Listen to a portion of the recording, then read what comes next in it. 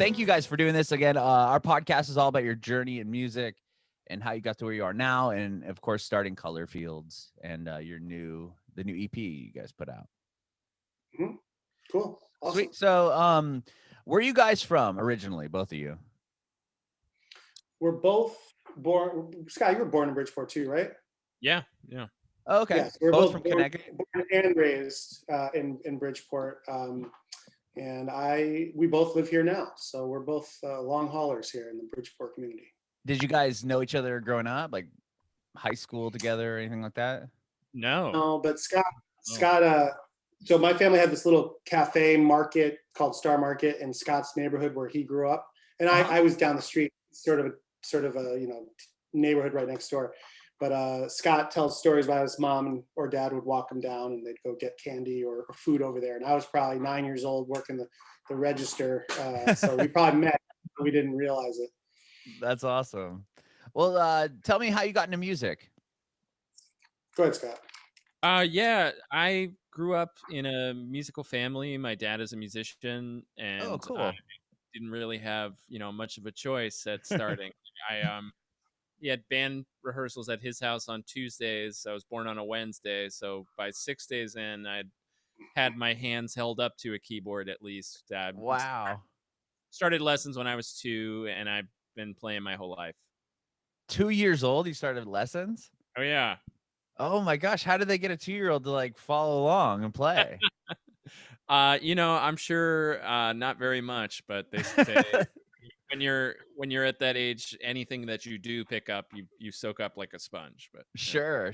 Wow. Okay, so you said your dad's a musician. He's in bands. Did he tour and everything? Did you get a chance to see that? Yeah, he's had his own band for a long time. And he plays mostly jazz music, and grew up with that in the house. And Tuesday nights he'd have his friends over, and would go down and play with them. That's cool. That's really cool. How about you, John? How'd you get into music? Yeah, I did. I don't come from a musical family at all. I think my mom had some piano lessons when she was a young girl, but she never stayed with it. And so it wasn't part of the culture of our family at all. Whereas like sports was really, that was what we were encouraged to do, sports and academics. So that's what my focus was until one day my sister was getting piano lessons. And everybody knew she was getting piano lessons, but it was kind of like, it just didn't seem like it was available to me. And as I was listening to her take her piano lessons, I kept kind of like poking my head in and watching. And my parents were like, would you like piano lessons, John? And I was like, I think I would. So I did like 6 months of piano lessons, and then I just heard some, I don't know, like guitar-based music that I was like, wait, can I also play guitar? It just didn't seem like it was even an option for me. So once it became an option, I just started to really gravitate towards it, and my whole life just shifted. I didn't quit sports, but I totally lost any drive I had for it and started to just practice and practice and practice. So that was when I was about 16, 17. So yeah, that's okay. My origins. Very cool. Yeah. And then from learning piano and guitar, did you start a band or anything like that at that early age? I tried bands all through, I started bands all through college. I did a lot of like goofy songwriting in high school. That was just like songs that were called like the Squirrel Song, for example. That was my first composition. But like stuff like that. But then by the time after college, I really decided, I actually went to school for art. So I'm a trained studio art major and graphic design kind of thing. So do you do the art for your guys' website and everything? Yep. Yeah. Oh, that's rad. I love it. Yeah, I did our logo and our merch and our album art stuff and the video stuff. Oh, sick. Okay, cool. Sorry. That's okay. Okay. But then I was sort of always wanting to start, bands. So I started one in college. It was terrible. Not terrible, but we were just having fun. And then after college, I sort of bounced around into different projects. I then started a band called Impala, which was my first like serious band with my friend Meredith Mena. And then when Scott actually joined that band, and that band sort of fizzled out, but Scott and I were like, well, why don't we go do something? So that's okay. Sort of got started. Well, how about you, Scott? How did you what were you up to after, obviously you've been playing, you said since you're 2 years old. Were you in bands? Did you play in the school band or? yeah, I started playing with friends that I would meet through school music stuff. In middle school, I would get together with some guys, and that was like maybe the most disjointed thing, like where we had all like we all like music, but one person wants to play Dream Theater, one person wants to play Our Lady Peace, and Oh, okay. it All was over the map. yeah. And then by high school, I was playing with friends of mine. We had like an instrumental, like pretty much a jam band, which wasn't Mhm. it's not really my uh chosen style of music, but it was fun, and I played in a bunch of bands since then, and Mhm. it's always been something that I'm interested in. And then with that, how did you meet John and join the band that fizzled out? And then obviously you guys kept going along with Color Fields. Well, we had a mutual friend, guitar player named Dave Porter, who's him and I would play like neo soul music together, and like he knew John, and John was looking for a keyboard player for his original music at the time, which was not Cassius, I don't think. It was But just predates O'Cassius, actually. yeah, and so that's how we met. I came over to his apartment at the time. He sent me some stuff on SoundCloud, and we just talked, and we started playing music ever since then. Oh wow! And with Cassius, you said was the first band that you played together in. Yeah, it was like so Scott is right. Our meeting predates that, but that was 2000 and oh man, 12 was when O'Cassius started. So man, Scott and I must have met around 2011. And then I started this band with my friend Meredith, which was more of like our two styles converging rather than just like what I would naturally do. Mm-hmm. So that wasn't necessarily, that was more of a duo thing, just her on like, I don't know, glockenspiel, me on acoustic guitar. And slowly that sort of took my sort of vision started to take over a little bit more with, with the instrumentation, which is when I tapped Scott to go into that band. But yeah, that's pretty much the timeline.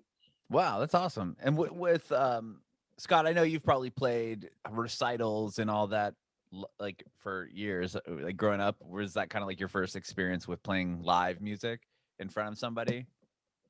Recitals? Yeah, like piano recitals, and I would imagine at like 4 or 5, that's kind of what you start No, with. it was definitely more getting dragged to gigs with my dad. It was Oh, really? yeah, very very young age. It was not exactly a paid member of the band, but there nonetheless. I would be out, Wow. and, playing. Yeah, very young. Yeah. So you would get on stage and play with your dad's band that young? Oh yeah, I would say I don't know, 7, 8 years old probably. Oh my gosh! Wow. That would probably be like he would have another keyboard player and I would come up and play a song or two. But But then that's still, to kind be of able to do that, that's yeah. cool. I mean, it That's wasn't much longer where I would take the night. that's cool. What about you, John? What was the first experience you had playing in front of people? Man, I guess it would have been the open mic at the Acoustic Cafe in Black Rock, which is a club that opened up in like 99. Yeah, Okay. 99. So I was uh I don't know. I thought I was 16 when it opened, but oh wait, that is 16. I was 16. That's right.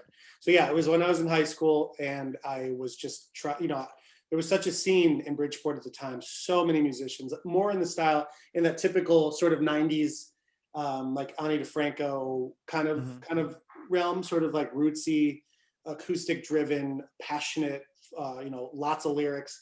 It was a big scene like that, and so I was very influenced by that, by a lot of players around here, like Darian Cunning, Larissa DiLorenzo, and others. And anyway, so I would go to the open mic night and every now and then get up the courage to go up there and play horribly, but like it was you have to do that at some point. You have to just suck really badly, and that was actually a long period of my career, was sucking very badly. And I think part of it is because I started so late. So not only did I not have like the performance element, the actual how to be on stage, but I also didn't really have the chops. So everything sort of got delayed for me. It wasn't until I was like 23, 24 until I was really like feeling like I was playing music properly. So Have you guys had a chance to tour at all? No, obviously COVID sort of put a huge damper on that. Yeah. We would have ideally been touring. We'd probably be on tour right now, and if everything was not as it is. But I hope that this coming summer slash fall into next winter, we can definitely do some touring. That's awesome. That's really cool. And then, so is this the EP that you just put out as the first Yes, bit of music you guys have released? right. Wow. So, well, talk to me about the recording. Well, Scott and I were working on these songs for a long time, some of them anyway, in our own studio in Bridgeport here. And we were kind of like not really sure where to go with them. We didn't have necessarily a name or anything like that. And then one day we were opening for a friend of ours, the Alternate Roots. We were opening for them at Fairfield Theater Company, and a guy saw us and was like, "I want to help you." And he sort of helped to fund our project, and we were able to record with some really amazing people. And we took those recordings to work with Jerry Wonder, and he was in Manhattan partially in Times Square. Then he went to Tribeca. We worked with Peter Cadis, who's actually here in Bridgeport. And that's kind of it. And Scott and I, we write all of our songs over at our studio at the Nest. And yeah.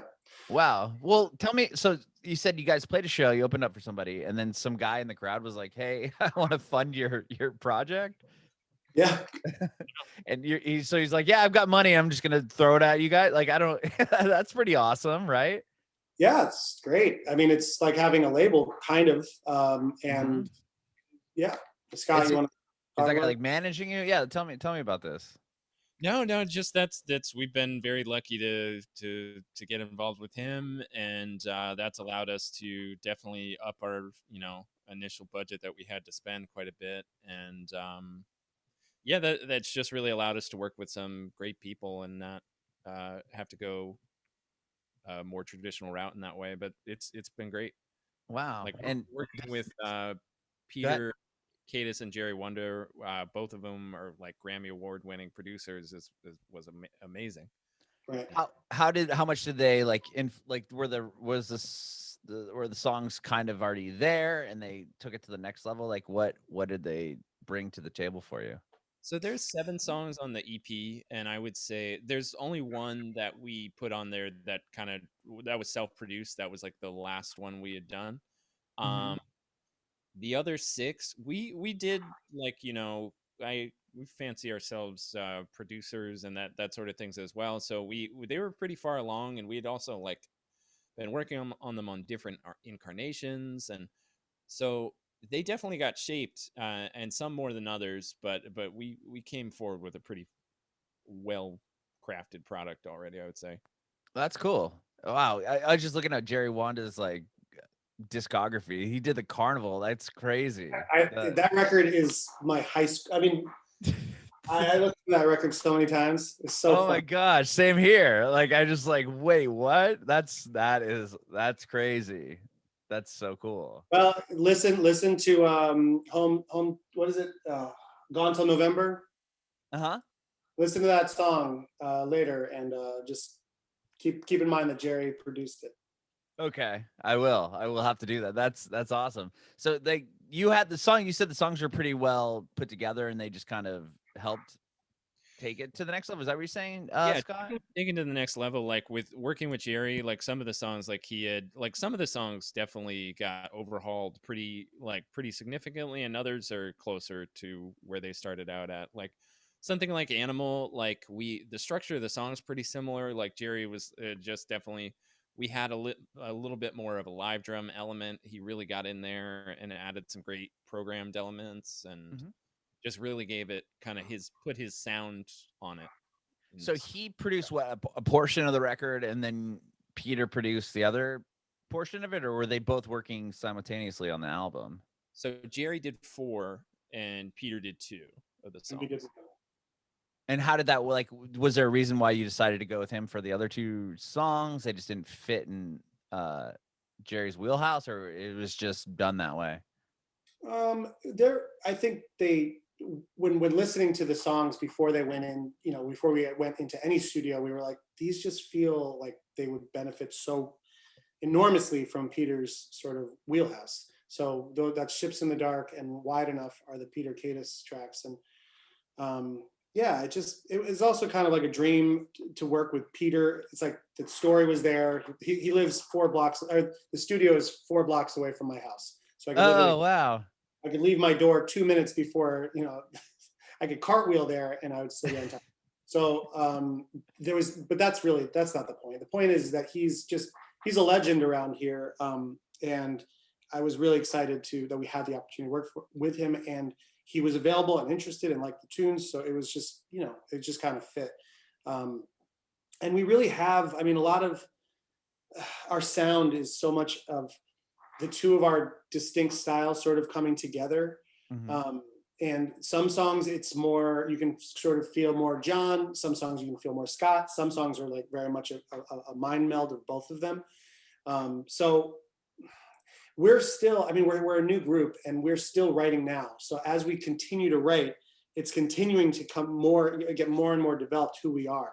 Mm-hmm. So it didn't really necessarily feel like we needed to work with one producer for at minimum because of that. But we also wanted to get different flavors on this to show like the different directions we like to go, the different sounds we like to use, the different timbres we like to use, our different influences, for example. Yeah. Well, I was going to ask you guys, you mentioned COVID earlier when I asked about touring, and you're like, well, COVID. Where were you guys at when that all kind of hit and shut down everything? Was the record complete? Were you recording the album at that time? Were you talk to me about that? Yeah, we were in the middle of like not quite the very ending stages, but like getting close. And that was the album wound up coming out in September 18th. And the world was crazy in March. And right. So did even, you finish the record during how did you guys finish it? Even getting mastered files from Midtown Manhattan became a thing that took more effort and time, and it was. And then I would say the most COVID appropriate story is our last song that we put on the album that we self-produced, Summertime. We were just continuing to write, and we weren't really sure where it was going to go, but we wrote something that we felt pretty good about, and we got good reception at from our last live show that we had done before everything went crazy. And we pretty much finished production and songwriting on that song over Zoom calls, just like the one we're on now. Oh, wow. We had our audio interfaces as devices on Zoom, and we're sending music back and forth. And we even the bass and drum tracks, we were working with two friends of ours who helped us record that part of it. And we did that all through remote collaboration. We finished that whole song, producing, songwriting, and everything just entirely through Zoom. That's crazy. Did all the mix sessions with a guy through Sound Better, entirely remotely. So that was very COVID experience there. Yeah, cutting edge recording. That's crazy. Well, oh my gosh, that must have been your first experience writing over video call. Yeah. How much different is that?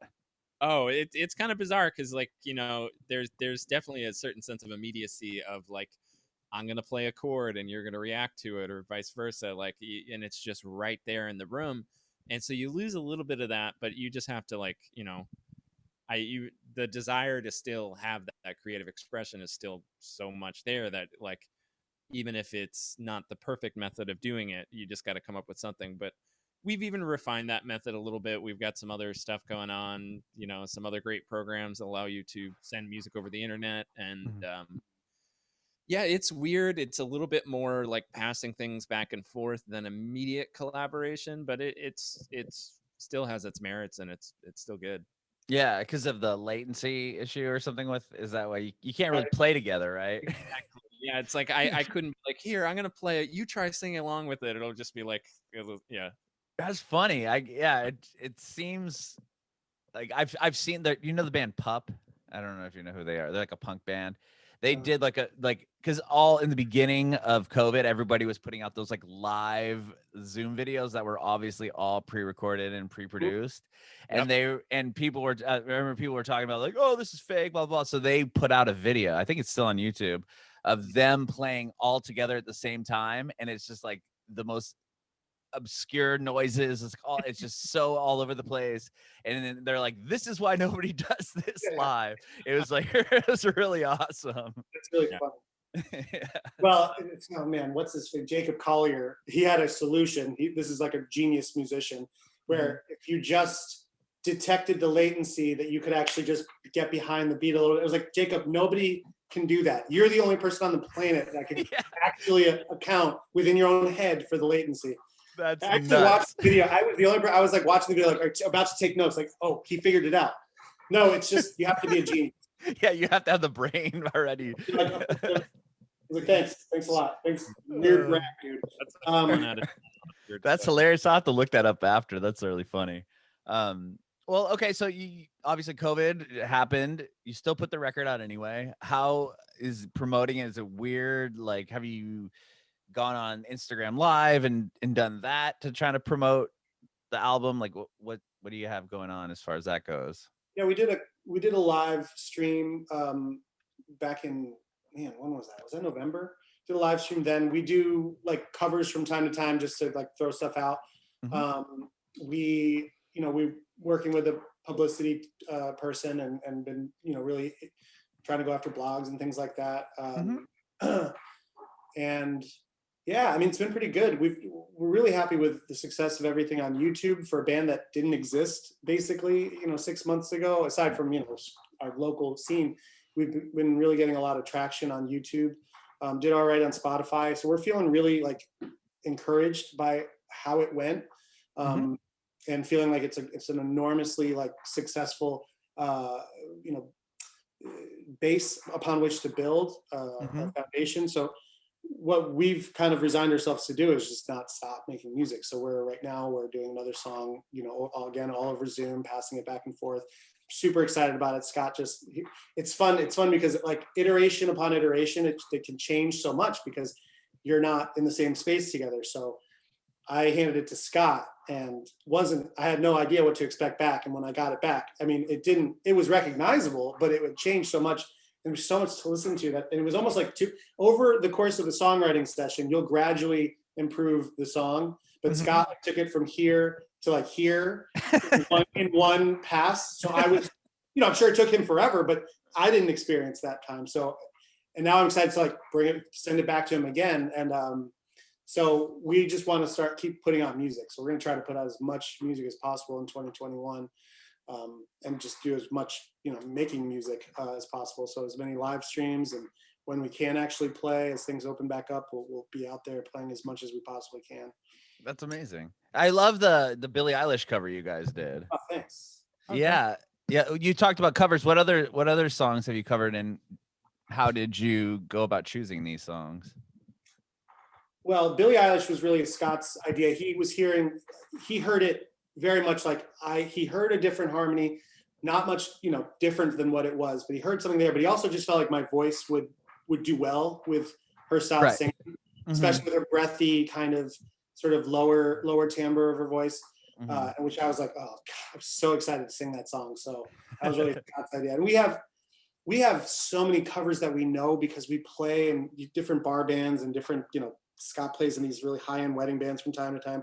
So like there's so many covers that we know. I think now what we're really trying to do is hone in on what a cover would say about us, about our band, why we, you know what I mean? So Billie Eilish was the first one. We've also done Frank Ocean's Ivy.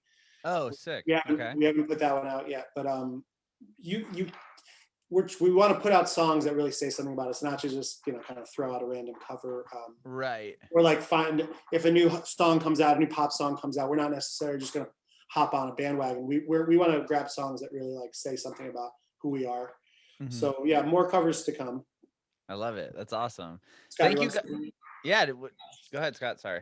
I'm personally not a huge fan of the style of cover where it's like, okay, you've heard Justin Bieber. Sorry, what about me playing it on an acoustic guitar? Right. Yeah, I know Justin Bieber does a great version of it, but wait till you hear mine. I'm gonna play it exactly the same. I'm gonna attempt to achieve exactly the same thing. Right. Yeah, I know the Billie Eilish cover is amazing. That doesn't I mean, you could tell it's a song, but it's not the same. Yeah, it doesn't sound anything like it, so to speak, if that makes sense. We borrowed some things, we broke some things, we, obviously added a jazz solo in the middle, or Right. so. But yeah, I mean, we definitely wanted to have a hat tip to Phineas's production, because the guy's he's amazing, and we wanted to keep the melody the same because it's just brilliant, and we even added some of the same harmonies, but like we really did also want to put our own spin on it. Very cool. And thank you guys so much for doing this. I really appreciate it. And thanks for being so flexible to reschedule and all that. I have one more question for you guys. I want to know if you have any advice for aspiring artists. Scott, you got any? I have some things to say, but Yeah, I would just say just get out there and do it is a big one, but just like, yeah, just be dedicated to what you do and be willing to, if it's what you love to do. It's I can say a million cliche things, but it's mostly because I do believe them. It's like you've heard like if you love something, you'll never work a day in your life. It's like, well, that like with music, to get to where you want to go, you like 40 hours a week may not even cut it. You really have to like put in time into it, and really, and because you care about it, you're not going to feel like it's a ton of time, but that's important. Absolutely. And I mean, that goes without saying, is it's a lot of work to actually hone your craft. But I feel like one thing I can say to people that actually have, if they were to think they've honed their craft and they're at the point now where they're thinking about actually doing what we're trying to do, which is not just write songs and sing them. It's so much more than that. Obviously, as we spoke about before, I do all the graphics for our band. Thinking about what do you want to look like? What do you want people to see when they go to your Instagram or your Facebook or come to a show? What are your posters going to look like? Having a sense of how you're going to market yourself. There's just so much to think about when it comes to beyond just, if you're going to be an artist or be a band. There's more to it than just singing and playing and writing. You've got to consider the other aspects of it and start to think about those things as early as possible. It's always tough to with a band that's out there, they're playing a ton, they're putting in the work that way, but they don't have any idea. They don't have a poster, they don't have a logo, they don't have a proper Instagram or social media following. All of those things are so important because it's just a different music industry. You can't just sell records, right? You've got to be selling merch. You've got to be trying to get syncs. You've got to have a look and a feel. So I've been sort of mentoring an artist right now where she's really, really talented, but she doesn't have a sense for those things yet. So I'm trying to sort of mentor her into really considering those things just as much as she considers her practicing her voice and her guitar playing and all of that.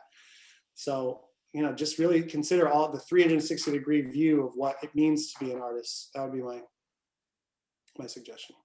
I love that. Thank you guys so much. And it's so interesting now with like you were talking about streams and technology. Like now everybody knows exactly how many times that song's been played. Like there's no smoke and mirrors really anymore. It's like, okay, this band has 100,000 streams on this song. Okay, not.